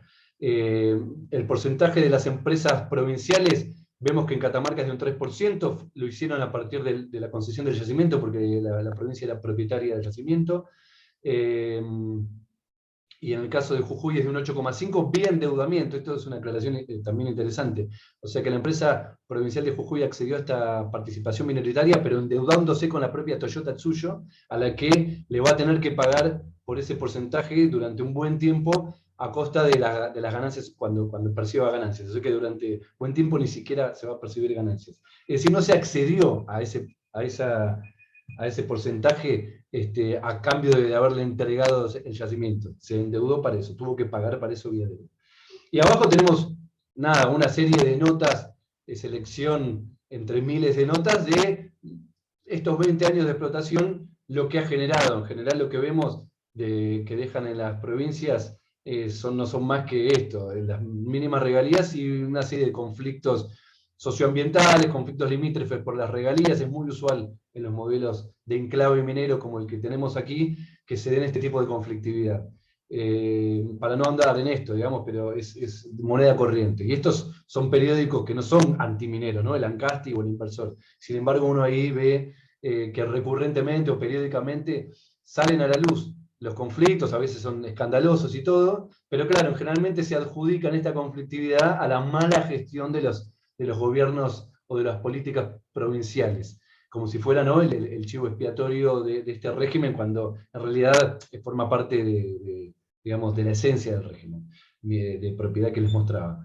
Acá tenemos otros resultados objetivos, los beneficios, si hay beneficios económicos. Esto es un informe muy reciente de la CEPAL, estamos hablando de CEPAL, de la Comisión para América Latina, ¿no?, de las Naciones Unidas, en la que muestra básicamente que la Argentina tiene incluso un problema con la falta de fiscalización y de regulación, producto de este marco normativo e institucional que les mencionaba, por el cual, bueno, incluso es muy difícil saber lo que se paga por regalías, porque es lo que declaran por declaración jurada y los precios de ventas que declaran. Muchas veces las empresas se venden a sí mismas a sus casas matrices, entonces es muy probable que haya subfacturación, y según el informe de CEPAL se calcula para Argentina esto, que se están pagando precios con una subfacturación de en torno al 38%. Y en el caso de... no, perdón, el 38% es la tasa efectiva de tributación, la más baja de la región. Es decir, el margen de tributación de apropiación de la renta. Y en cuanto al porcentaje de subfacturación, estamos hablando de un 58% para Argentina, según este cálculo. Y ahora vamos al otro aspecto que desde la Fundación Novat nos importa, como les mencionaba, que tiene que ver con la presentación muy buena, por cierto, de Eduardo Dworkin, que es la vinculación tecnológica, esto que les comentaba. Tenemos por un lado en Argentina una gran capacidad científica tecnológica, incluso en términos comparados con la región, con Chile, con Bolivia y con otros países de la región. Solamente en CONICET, que es el principal organismo de ciencia y tecnología del país, cuando uno hace una búsqueda según palabras claves con el tema del litio, arroja 342 resultados, y fíjense, tenemos por lo menos 30 institutos de investigación en Argentina, centros de investigación, que tienen al litio entre sus líneas de investigación, a lo largo de toda la cadena productiva, tanto la fase primaria, extractiva, como la producción de sales catódicas, celdas, baterías, incluso ciencias sociales, economía, o también cerámicas y otro tipo de aplicaciones, porque el litio tiene muchas más aplicaciones además del tema de las baterías. Estamos hablando de 185 investigadores o investigadoras de carrera de CONICET, ¿no?, financiados por el Estado, que tienen al litio entre sus líneas de investigación, y bueno, 118 becarios o becarias. ¿Qué son los stands? Lo que vemos al lado son los servicios tecnológicos. Desde la Fundación Novat tenemos el registro, que es la VT, la principal por la cual CONICET ofrece servicios tecnológicos al sector privado productivo, y para el sector primario de las empresas que producen o exploran litio en el país, o tienen algún interés al respecto, solamente desde 2013 tenemos apenas 19 stands ofrecidos. Estamos hablando de Minera del Altiplano, que es la que explota en Catamarca, Minera Exarsa, la de Jujuy, Galaxy, incluso Rockwood y SQM, que son las que están explotando en Chile. Rockwood es actualmente Albemarle. Bueno, y básicamente, ¿en qué tipo de servicios tecnológicos? Esto que vemos ahí, microscopía electrónica, difracción de rayos X, estadística meteorológica, diversidad biológica, es decir, servicios tecnológicos que, digamos, se subvalora y no se aprovecha, digamos, la capacidad que tiene el CONICET y el sector científico público del país para ofrecer muchísimos más servicios al sector primario productivo. Tanto en la definición de técnicas extractivas, porque ahí tenemos el CIRMEJU, tenemos el INQUIMAE, con incluso patentes con técnicas extractivas superadoras, pero también en el control ambiental, tan importante y tan poco, digamos, fiscalizado en el país. Evaluaciones del estrés hídrico, las cuencas ¿no? Los estudios hidrogeológicos que son tan importantes, y en la Argentina realmente tiene mucha vacancia en ese aspecto, y por supuesto vinculación tecnológica en el resto de la cadena productiva, como decíamos, hacia atrás y hacia adelante. Argentina tiene capacidades en toda la cadena y vinculación tecnológica con la producción primaria de litio prácticamente nula. Y después tenemos las principales iniciativas de investigación y desarrollo, que es básicamente hoy la más importante, es la que comentó Eduardo Borkin, que está en construcción, aquí lo vemos al final de la tabla, así que en eso no me voy a detener, pero digamos, ya tuvimos muchas iniciativas previas, muchas de ellas que quedaron en el camino. Básicamente porque, claro, hay un desfasaje y hay una falta de vinculación y de coherencia con lo que es el sector primario, como veíamos, ¿no? Hace poco nos reíamos entre compañeros y compañeras que estamos en este tipo de investigaciones, que no sé si se enteraron en la prensa, una vez más el gobernador de Jujuy, Gerardo Morales, inauguró y presentó un nuevo convenio para el desarrollo de una planta de baterías en Jujuy con una empresa china. Y era apenas la firma de un memorándum de entendimiento. Yo creo que ese gobierno ya debe tener récord de cantidad de fábricas de baterías de litio inauguradas en Jujuy. Debe ir por la quinta, más o menos. Es decir, hacen grandes eventos, hacen un operativo de prensa, inauguran una fábrica de batería que después en los hechos no hay apenas ni un ladrillo inaugurado. Eso ya es una constante. Seguramente este proyecto que presentó Eduardo Borkin, a diferencia de los anteriores, involucra ya una inversión y una empresa consolidada ya como es ITEC con CONICET, con inversión pública principalmente, o sea que es una vinculación tecnológica, es decir, es un proyecto de investigación y desarrollo en fase de pilotaje para aprendizaje, pero bueno, digamos, financiado básicamente por el Estado para avanzar en la cadena productiva. Fíjense lo que cuesta, ¿no? Es decir, por un lado, se drena toda la renta pública de la exportación de materia prima del litio, prácticamente no nos apropiamos nada de eso, y en la cuestión de investigación y desarrollo es el Estado el que debe invertirla, porque por supuesto ningún otro sector lo haría, el Estado nacional, ¿no? Entonces, para avanzar hacia un análisis comparado, que también me habían consultado sobre este tema, rápidamente, vamos a mencionar solamente lo que pasa en Bolivia y Chile en forma muy superficial. ¿Qué tenemos en Bolivia? Tenemos un Estado, un dominio minero, como yo les decía, el régimen de propiedad sobre el sector minero de tipo estatal o plurinacional, como lo llaman allá. Eso es el resultado de la nueva constitución que sigue vigente en Bolivia. Y un acceso, digamos, particularmente para el caso del litio, que fue declarado recurso estratégico, y según la normativa, incluso la normativa de fondo, solamente una empresa 100% estatal puede explotarlo. Ahí acá hay una aclaración que había mencionado Bomchi al principio, que mencionaba que Bolivia todavía no lo produce. Está produciendo en fase piloto esta empresa estatal, la GLB, está en torno a las 800 toneladas, que incluso las exporta.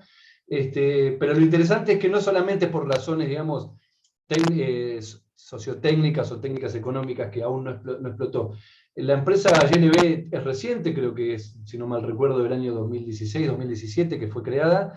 El proyecto, desde un origen, partiendo desde cero, empezó en 2008, desde cero, totalmente desde cero, es decir, cuando se creó la gerencia de recursos evaporéticos de la Comibol, y ya estaban prácticamente a punto digamos, comenzando la fase de la construcción de la producción a gran escala de carbonato de litio. Esta empresa GLB, a partir de un desarrollo tecnológico propio extractivo, que incluso es interesante porque tuvieron unos debates importantes, con formación, con profesionales formados por la propia empresa, con vinculación tecnológica con las universidades, con una compra llave en mano de la ingeniería para este desarrollo de la fase extractiva en gran escala, y casualmente vino ahí el golpe de Estado, es decir, en el año en que Bolivia iba a concluir esa fase. Y el golpe de Estado en el año 2019 realmente frenó ese proyecto, lo demoró, no alcanzó para derrotarlo, para liquidarlo, porque esto está en las constituciones, es decir, modificar y vender eso no es fácil, hay que modificar la constitución y para eso no tenían tanta fuerza, pero sí lo demoró drásticamente. Ahora están retomando, por supuesto, con el nuevo gobierno democrático todo este desafío, pero la demora se siente. Es probable que a fin de año ya comience, ya finalice la construcción de esta planta de carbonato de litio, y quizá el año que viene ya irrumpa Bolivia en el escenario mundial como gran productora. Y después, además, bueno, tenemos, por supuesto, que al ser una empresa 100% estatal, toda la renta primaria es para el Estado, y la empresa estatal paga al departamento un 3% de regalías. Pero lo importante es que el resto de la ganancia queda en el Estado. Y amparo por el trabajo, esto de las condiciones que se le impone, bueno, esta empresa está en el marco de lo que llama un Plan Nacional de Industrialización de todos los recursos evaporíticos. Entonces, bueno, digamos que la vinculación tecnológica ahí es notable porque si bien tienen un sistema científico público mucho más pequeño que en Argentina, hay una vinculación mucho más dinámica porque la propia empresa estatal así lo requirió. Y después tenemos el caso de Chile, que es un emblema de modelo de dominio minero liberal, instaurado en la época de Pinochet, que a pesar de haber conservado, digamos, a la Corporación de Cobre, se instauró esto de que las concesiones mineras para el resto de los minerales que no sean de Codelco, se adquiere a través de concesiones que incluso las otorga ni siquiera a una autoridad política del Poder Ejecutivo, la otorga directamente por vía judicial. Es decir, que el dueño de una concesión en Bolivia, en Chile, perdón, es prácticamente lo mismo que un dueño de la propiedad privada. Sin embargo, para el caso del litio hay una excepción, que es lo que no sucede en Argentina, que es declarar al litio recurso estratégico. Entonces, para acceder a yacimientos de litio en Chile, hay que establecer contratos especiales de explotación con el Estado chileno.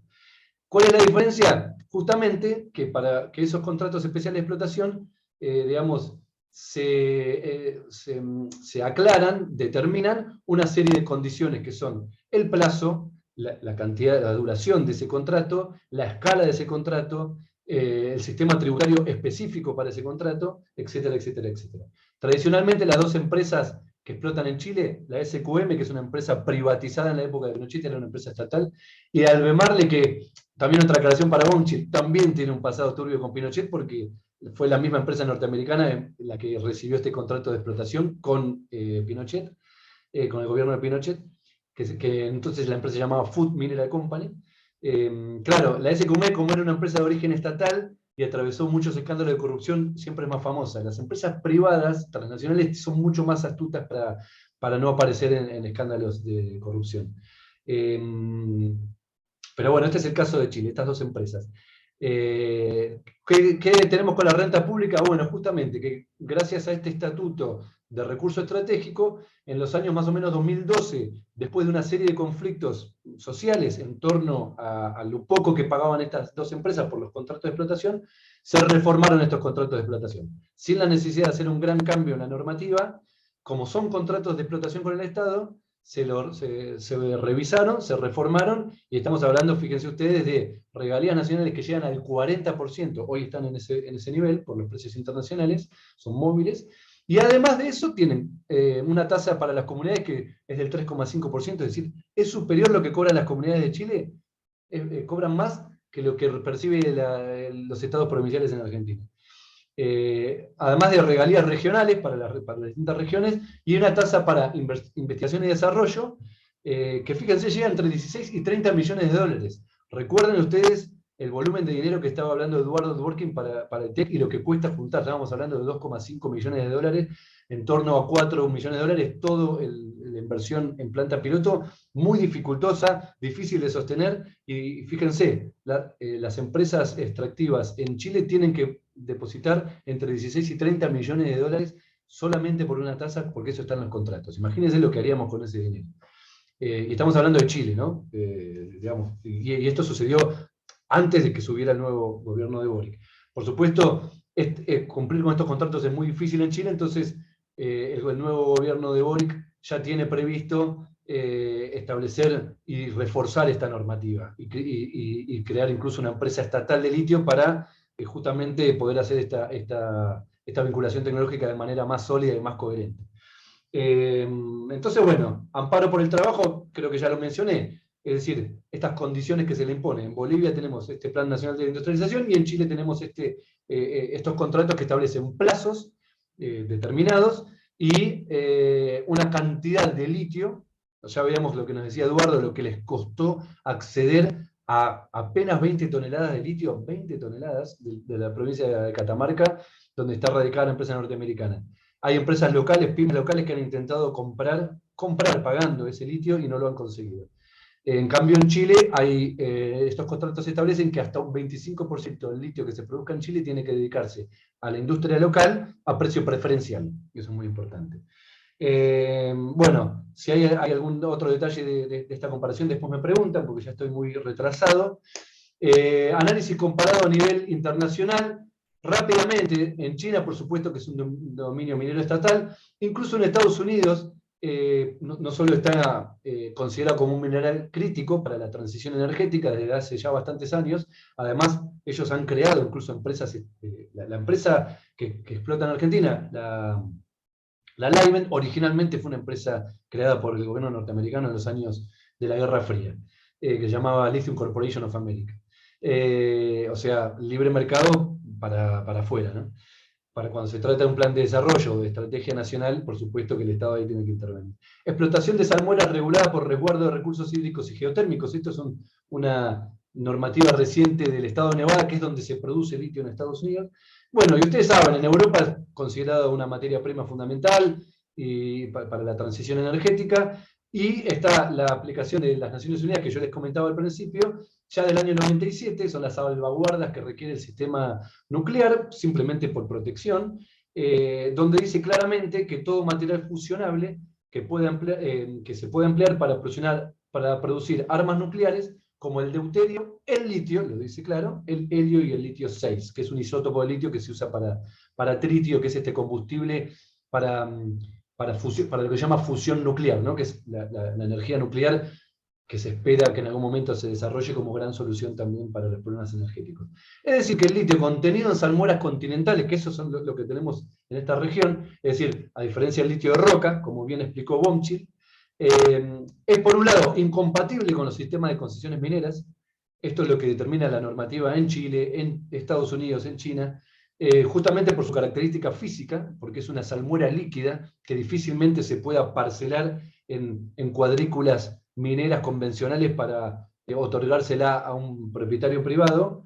Y además también es estratégico por su condición de bajos costos de explotación, como también se mostraba, y por su alta concentración. O sea, tiene esa doble característica, ¿no? Es estratégico porque con esa se producen baterías de litio, y también es estratégico porque por su condición física permite obtenerlo con un alto grado de seguridad y con un muy bajo costo operativo.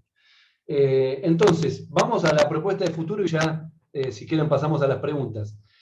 En Argentina hay condiciones para declarar al litio como un recurso estratégico. Creo que esto es fundamental para poder empezar a tener una política razonable sobre el tema, y que apuntar incluso los proyectos, porque por más modestos que sean, son proyectos importantes como el que se mencionó de ITEC, y se podrían apuntalar y consolidar esos proyectos con un marco, digamos, de recuperación de la soberanía.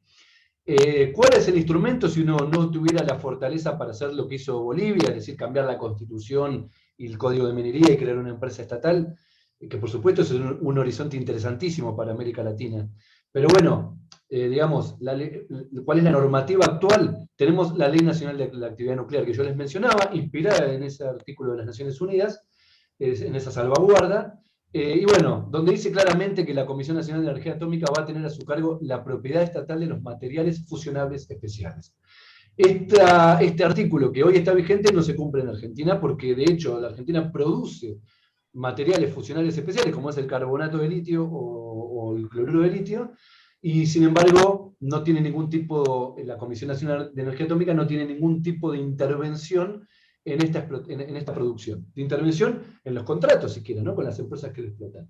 Entonces, si se declarara como recurso estratégico, imitando o considerando lo que sucedió en Chile, que es un caso, digamos, moderado de recuperación de la soberanía, se podrían establecer mayores regalías para las provincias en esos contratos especiales de explotación, con las dos empresas que hoy están explotando, imponerles mayor control ambiental, imponerles una tasa para las comunidades o mayores beneficios para las comunidades, y establecer una mayor vinculación tecnológica, tanto en el control ambiental, en la relación con las comunidades, en informar a la opinión pública, como en la vinculación, digamos ya, tecnológica en el valor agregado relacionado con baterías de litio y todo lo que vimos hoy. podría incluso financiarse proyectos como el LITEC y, por supuesto, de mucho mayor volumen. Y avanzar en la cadena de la industrialización, ¿no? Sobre todo que en Argentina lo único que se produce hoy es carbonato de litio, que ni siquiera es grado de batería. Y además un poco de cloruro de litio. Dependiendo también el año, ahí aparecen exportaciones de cloruro de litio. Pero Argentina no produce hidróxido de litio y no produce un montón de otros componentes que se podrían producir y exportar fácilmente, incluyendo sales catódicas, o incorporarlo en el aluminio que la Argentina sí exporta y podría ser un beneficio importante, materiales, grasas, lubricantes, vidrios, o sea, hay mucho para trabajar en torno a la cadena productiva del valor del litio que en los hechos no sucede. Entonces, además, si estos nuevos contratos de exportación pudieran integrarse dentro de lo que sería una política nacional del litio, bueno, esto ya estaríamos hablando de otra situación, que eso es avanzar más hacia lo que sucede por ahí en Bolivia, o quizás empiece a suceder en Chile, que es insertar esta temática del litio, que es apenas un capítulo, como bien decía Bonchil en su presentación, las baterías de litio requieren muchos otros insumos, si uno quisiera hacer estas baterías. Bueno, dentro de lo que sería un Plan Nacional de Transición Energética, que creo que Eduardo Borkin hizo importantes definiciones sobre eso, es decir, que la transición energética no simplemente es pasar por una especie de obligación moral hacia energía renovable importando toda la tecnología de los países industriales, sino de lo que se trata es que es una oportunidad para el desarrollo nacional, como ya lo hicimos hace 100 años atrás. Este año se cumplen 100 años de la creación de YPF. YPF, cuando la creó el Estado argentino, fue la primera empresa estatal de gestión estatal del petróleo y significó el ingreso de Argentina a la era petrolera, la transición energética hacia el petróleo, y lo hizo a través de una empresa estatal. Y como todos sabemos, con sus pros y sus contras, YPF fue una institución del desarrollo nacional como ninguna otra. No solo producía petróleo, digamos, a donde se instalaba YPF se desarrollaba todo digamos, un entorno de urbanismo, de educación, de cultura, que eso es lo que no sucede con los enclaves mineros, ¿no? Claramente. Entonces, a 100 años de aquella gesta, hoy se podría iniciar un nuevo plan de desarrollo en torno a una nueva transición energética. Sí. Te pido que vayas cerrando. Ya estoy cerrando. Muchas gracias. Termino con eso. Ok, porque nos van a echar de esta sala. La tenemos reservadas hasta las 23 horas, o sea, hace 10 minutos.